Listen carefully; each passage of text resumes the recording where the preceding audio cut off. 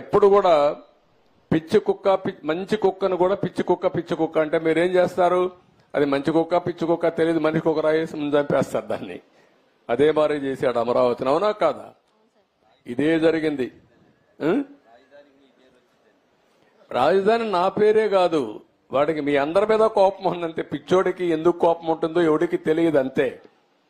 అది రాకూడదు.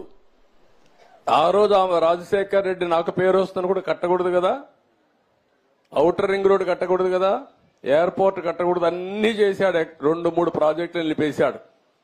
ఒకటి ఆ రోజు ఆయన చేసిన పని, మెట్రో కావాలని మార్చి నేను గవర్నమెంట్ లో చేయాలని చెప్తే కాదు ప్రైవేట్కి ఇస్తానని సత్యంకి ఇచ్చి సత్యాన్ని ముంచేశాడు. పాపం సత్యం జైలుకు పోయే పరిస్థితికి వచ్చాడు రామలింగరాజు.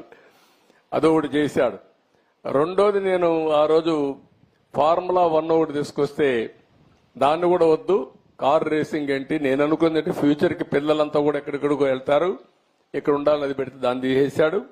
మూడోది, ఇంకొక ప్రాజెక్ట్ ఏదో ఉంటే ఒక 2-3 ప్రాజెక్టులు తప్ప అక్కడ అన్ని హైటెక్ సిటీ, వ్యాన్ఫిక్ సిటీ అన్ని చేశాడు.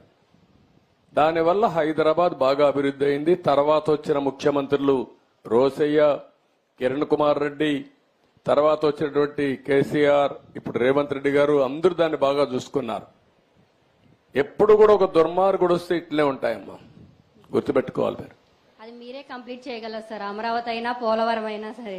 మీరందరూ కూడా అమ్మా, రాష్ట్రంలో ఉండే 5 కోట్ల మంది ప్రతిరోజు ఒక్కసారి మీకోసం దేవుణ్ణి ప్రార్థించండి, ఈ ప్రభుత్వం కోసం కూడా దేవుణ్ణి ప్రార్థించండి. ఇవన్నీ పూర్తి కావాలని పూర్తి అవుతాయి, చేస్తాం.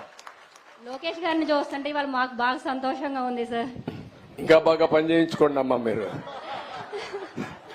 5 years నుంచి ఎప్పుడు వచ్చినా ఎంత సంతోషంగా అందరినీ యువతను పెట్టానమ్మా ఈసారి.